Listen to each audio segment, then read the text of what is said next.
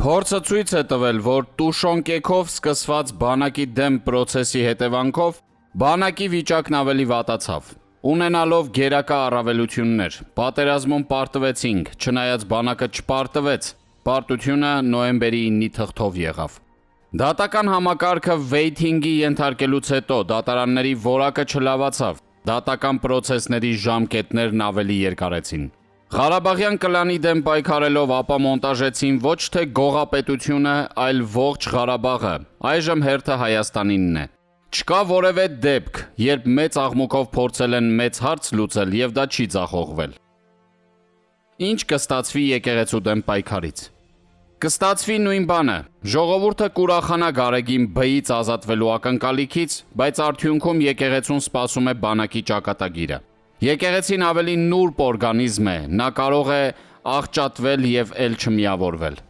2008-ին եւ 2018-ին մեզ թվում էր, թե Հայաստանի իշխանությունները աշխարհի ամենավատ, կոռումպացված իշխանություններն են։ Բայց այսօր մեր շուրջը նայելով կարող ենք հաստատ ասել, որ առանց կոռուպցիայի երկրներ չկան։ Մի առիթով կարծեմ Ռուբեն Վարդանյանը բերեց Հյուսիսային եւ Հարավային Կորեաների օրինակը։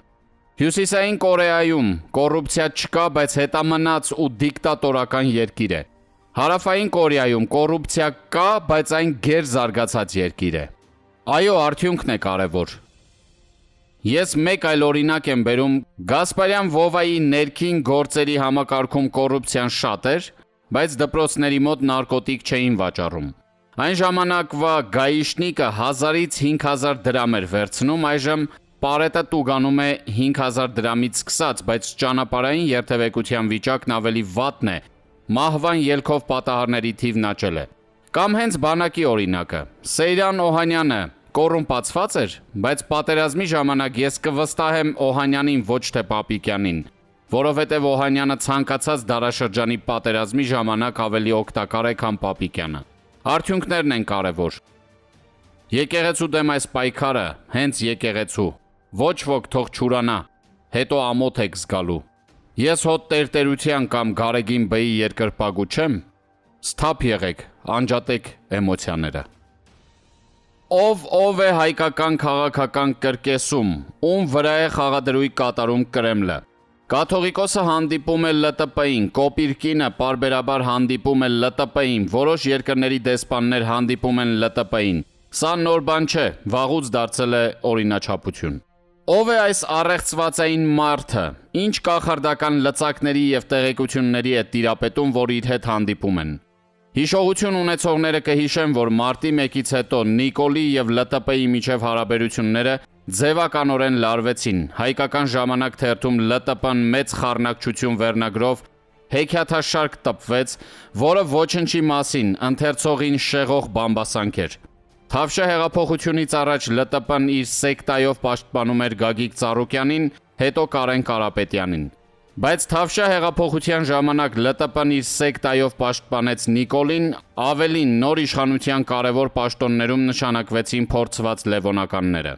Մյուս մասը Սերժ Սարգսյանի մարդիկ էին, Վանեցյանները, այդպես բաժանվել էին իշխանական լծակները։ Սակայն կարճ ժամանակ անց ԼՏՊ-ն եւ Նիկոլը Սերժի մարդկանցից ազատվեցին եւ նրանց փոխարեն նշանակվեցին ԼՏՊ-ի հավատարիմ մարդիկ՝ զբոսաշրջիկ նախագահ Վահագն Խաչատուրյան, ԱՄՆ-ում դեսպան Մակունց, Ուկրաինայում ԼՏՊ-ի գրագիր անունը մոռացել եմ, Եվրոպայում այլ լևոնական դեսպաններ նշանակվեցին՝ կառավարություն, ԿԿԲ, գլխավոր օլիգարխն էլ հավերժ լևոնական Գրզոն։ 44-օրյա պատերազմից հետո ԼՏՊ-ն կամաց դիրքավորվեց որպես ընդդիմություն, հետո Նիկոլին կոչեց ազգակործան։ Այժմ, երբ առջևում վճռորոշ ընտրություններ են, Նիկոլենք ավելի ուժգին են հայհոյում ԼՏՊ-ին, որպեսզի նա իր բաց խաղաքարտերով տեղավորվի ընդդիմադիր դաշտում։ Ինչպես ԼՏՊ-ն խորհուրդ էր տալիս Ալեն Սիմոնյանին, հայհոյանքը, դավաճանի պիտակը քաղաքական կատեգորիա չէ։ Եվ իրոք, կարևորը իրականությունն է, իսկ իրականում իշխանական կարևոր լծակները լևոնականներինն է, մնացած դերերը որոշիչ չեն, օգտագործվում են եւ դեն են նետվում։ Ում վրա է այս խաղում խաղադրույք անում Կրեմլը։ Իսկ ում վրա էր խաղադրույք անում Կրեմլը 88-ին եւ 90-ականներին դեմոկրատական Հայաստանում Կրեմլի ֆավորիտը ԼՏՊ-ն էր, չնայած նրան ներկայացնում էին որպես արևմտամետ։ ԼՏՊ-ն ողջ Անդրկովկասում Կրեմլի գլխավոր հենասյունն է հանդիսացել, քանզի գերազանց կատարել է Ելցինի հրեական թիմի բոլոր պահանջները։ Եթե Ելցինյան թիմը չհասցրեց ողջ Ռուսաստանի տնտեսությունը փոշիացնել, ԼՏՊ-ն փոքրիկ Հայաստանում այդ գործը կատարեց այնպես, որ մինչ օրս Հայաստանը խելքի չի գալիս։ ԼՏՊ-ն ռուսական ռազմաբազան Հայաստանում պահելով ապահովեց ռուսական ազդեցությունը ողջ տարածաշրջանում։ Դա էր պատճառը, որ ռուսները հանգիստ դուրս եկան Վրաստանից եւ Ադրբեջանից ունենալով ներկայություն Հայաստանում։ Եկեք պատասխանենք եւս մեկ հարցի. իսկ ինչ է իրենցից ներկայացնում այսօրվա Կրեմլը։ Այսօրվա Կրեմլը ամբողջովին բաղկացած է Ելցինի թիմից, Պուտին, Մեդվեդև, ողջ Պիտերի խումբը, օլիգարխները, բոլորը Ելցինի հերյական թիմի ծնված մարդիկ են։ Ասում են լուրջ ազդեցություն է ձեռք բերել Ելցինյան թիմի մեկ այլ ներկայացուցիչ, Kinder Surprise կիսով չափ հրյա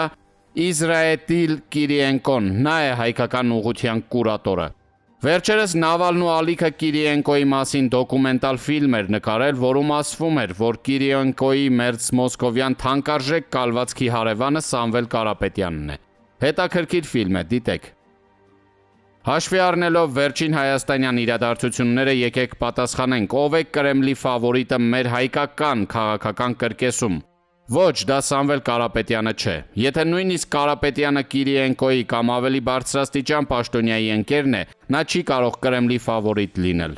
Կիրիենկոյին Նիժնի Նովգորոդից Մոսկվա էր բերել Բորիս Նեմցովը։ Ինչ պատահեց Նեմցովի հետ, ուր է նա եւ ուր է Կիրիենկոն։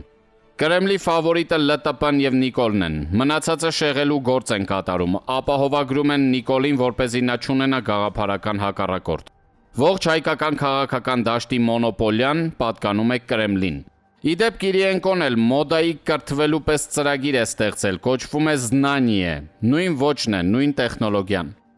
Ասանք բաներ, սթափ եղեք, հայհոյանքներից մի գրգռվեք, գործերն են կարևոր։ ԼՏՊ-ին հայհոյելու փոխարեն պետք էր պատասխանատվության ենթարկել, նրա կադրերից ազատվել, ինչը չի արվել եւ չի էլ արվի։ Facebook-յան իր էջում գրում է վերլուծաբան Արա Արայանը։